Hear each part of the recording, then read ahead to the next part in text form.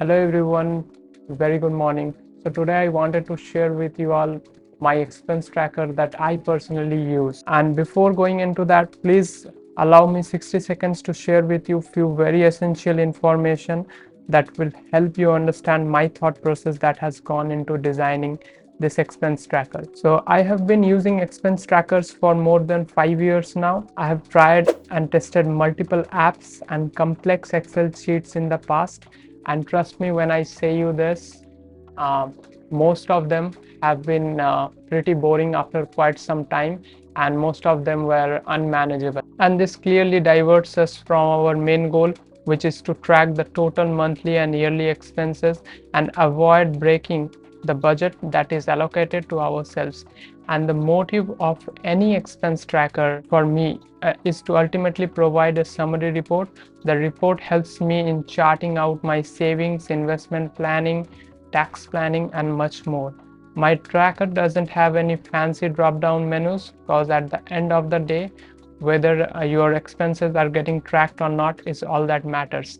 That being said, now let's look into what's interesting about this extra expense tracker and what makes it so simple. So the first column lists all your expense categories. You can customize these based on your personal needs. For example, you might include categories like rent, electricity, groceries, travel, insurance, and loan payments. Additionally, you can include other expenses such as gym memberships, subscriptions, and any recurring payments. Each of the remaining columns represent a month of the year, with a total for each month calculated at the end. This makes it easy to track your expenses month by month and see how they add up throughout the year. One of the key features for this tracker is the category sum column.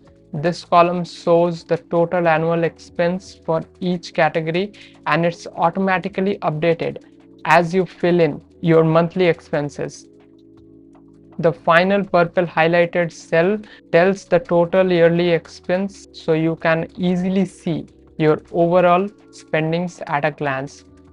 For fixed expenses like house rent, you already know your rent, so it is a fixed expense. So for this, what you can do, you can enter your monthly rent once, and then what you can do is you can drag it across till December. You can drag it, so once you input it, it will automatically calculate for all the months. For variable expenses like groceries or travel, you can allocate a budget amount and adjust as needed each month. And for other expenses like credit card bills, postpaid plans, you can enter the amount as and when you receive the bill. As we continue to use this tracker, you will find that most of the expenses remain constant, reducing the amount of time for data entry required over time. To make tracking even easier, I use a gray color highlight to mark payments as cleared. This visual cue helps me quickly identify which payments have been made and which are still outstanding. In the notes section, you can jot down any changes or updates you make to the sheet, such as shifting a bill payment to your credit card the way I have done it over here. This way, everything stays organized and you can easily refer back to any modifications. On top of that, you can also add comments like for example, I have added comments over here, so this clearly distinguishes any other extra expenses that I incurred for that particular month, and I wanted to highlight it in my expense tracker. Now let's talk about the importance of the category sum column. The column is especially useful to me for tracking my personal inflation rate. As the cost of living increases, your expenses might also go up as well. But this varies depending on where you live and your lifestyle. By comparing your expenses year over year, you can calculate your personal inflation rate and make informed decisions about your budget. If you are enjoying this video so far, please do like this video and subscribe to my channel. And if you want, I can create a separate video on inflation and personal inflation. Just do let me know in the comments. And lastly, I have added a category section for you to explore.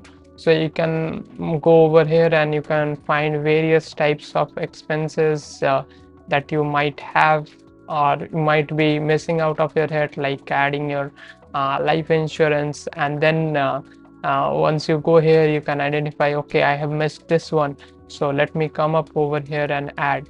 So while adding, right, there is one catch over here.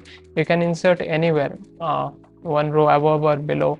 And then let's say we have a subscription plan, and let's say for that we are paying around 1300 per month, right? So this is mostly, it can be a fixed expense. So here what we need to do is just drag it. So while dragging, you will notice one thing over here, that other columns are getting updated, these all are getting updated, but here this one remains blank. So for this you have to do nothing, simply click over here at the top, just cell above, and drag. Once you drag, it will automatically do the calculation for you. You need not do anything else. And that's it, guys. This tracker is designed to be simple yet effective, helping you stay on top of your financial expenses with minimal effort. And don't worry, I have added a link to the expense tracker in my description box. You can go there, find it, and download from there. Thank you for watching this video. I hope you found value in this video. If you did, please like this video and do subscribe to my channel. And I will see you in the next one. Till then, stay awesome, stay lovely. Peace.